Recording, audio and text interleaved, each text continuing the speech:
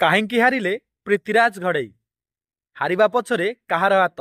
ବବି ଦାସ ନା ଭିକେ ପାଣ୍ଡିଆନ? ବାପା ପ୍ରଫୁଲ୍ଲ ଘଡ଼େଇ ଥିଲେ ଅଜୟ ଅପରାଜୟ, ନିର୍ବାଚନର ଗୋଟି ଚାଳନା କରିବାରେ ବେଶ ମାହିର। ପୁଅ ମନ୍ତ୍ରୀ ଥାଇ ମଧ୍ୟ ହାରିଲା ନିର୍ବାଚନ। କାହିଁକି ହାରିଲା, କାହା ଦ୍ୱାରା ହାରିଲା, ଏ ସମସ୍ତ ଘଟଣା ଆଜି ଆମେ ଆପଣଙ୍କୁ କହିବୁ। ଯେଉଁମାନେ ଚ୍ୟାନେଲକୁ ପ୍ରଥମ ଥର ଆସୁଛନ୍ତି ଚ୍ୟାନେଲକୁ ସବସ୍କ୍ରାଇବ କରିନିଅନ୍ତୁ। ଦର୍ଶକ ବନ୍ଧୁ, ଯାଜପୁରରେ ପ୍ରୀତିରଞ୍ଜନ ଘଡ଼େଇ ଓ ପ୍ରଫୁଲ୍ଲ ଘଡ଼େଇଙ୍କର ରାଜୁତି ବିଷୟରେ କାହାକୁ ବା ଅଛପା? ନିଜର ବ୍ୟକ୍ତିତ୍ୱ, ବଳିଷ୍ଠ ନେତୃତ୍ୱ ତଥା ଲୋକପ୍ରିୟତା ଏବଂ ଲୋକସେବା ପାଇଁ ସବୁବେଳେ ଚର୍ଚ୍ଚାରେ ଥିବା ପ୍ରଫୁଲ୍ଲ ଘଡ଼େଇଙ୍କର ପୁଅ ପ୍ରୀତିରଞ୍ଜନ ଘଡ଼େଇ ବିଧାୟକ ହେଲେ ଏବଂ ମନ୍ତ୍ରୀ ମଧ୍ୟ ହେଲେ। ମନ୍ତ୍ରୀ ହେବା ପରେ ନବୀନଙ୍କର ଅତି ପ୍ରିୟ ଏବଂ ପାଖକୁ ଯାଇଥିଲେ।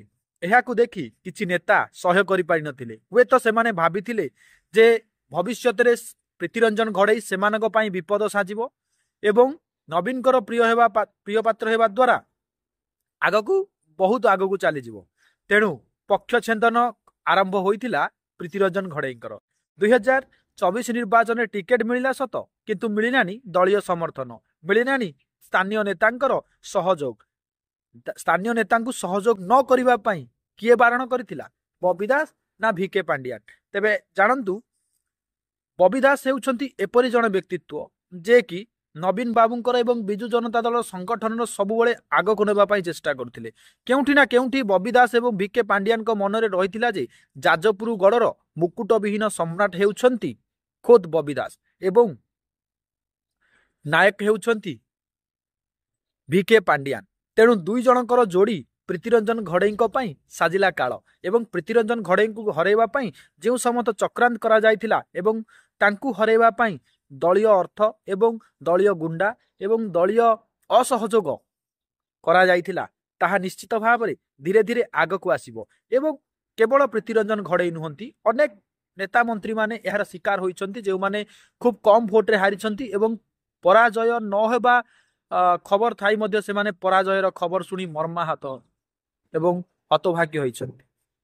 ତେବେ ଦର୍ଶକ ବନ୍ଧୁ, ପ୍ରୀତିରଞ୍ଜନ ଘଡ଼େଇଙ୍କ ପିତା ପ୍ରଫୁଲ୍ଲ ଘଡ଼େଇ ଯାଜପୁରର ଏବଂ ସୁକିନ୍ଦାର ବିଧାୟକ ଥିବା ସମୟରେ ଅନେକ ଗୁଡ଼ିଏ ଉନ୍ନତିମୂଳକ କାର୍ଯ୍ୟ କରିବା ସହିତ କିଭଳି ଭାବରେ ବିକାଶ ହୋଇପାରିବ ଏବଂ ସମଗ୍ର ଯାଜପୁର ମାଟିରେ ବିକାଶ ହୋଇପାରିବ ସେ କଥା ଚିନ୍ତା କରୁଥିଲେ।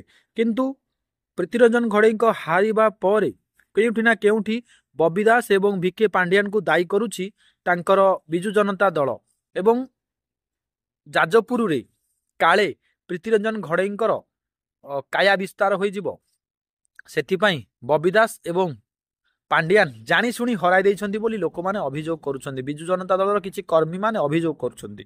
ଆପଣମାନଙ୍କର ମତ କ'ଣ? କମେଣ୍ଟ ମାଧ୍ୟମରେ ଦିଅନ୍ତୁ। ବନ୍ଦେ ଉତ୍କଳ ଜନନୀ, ଜୟ ଶ୍ରୀରାମ।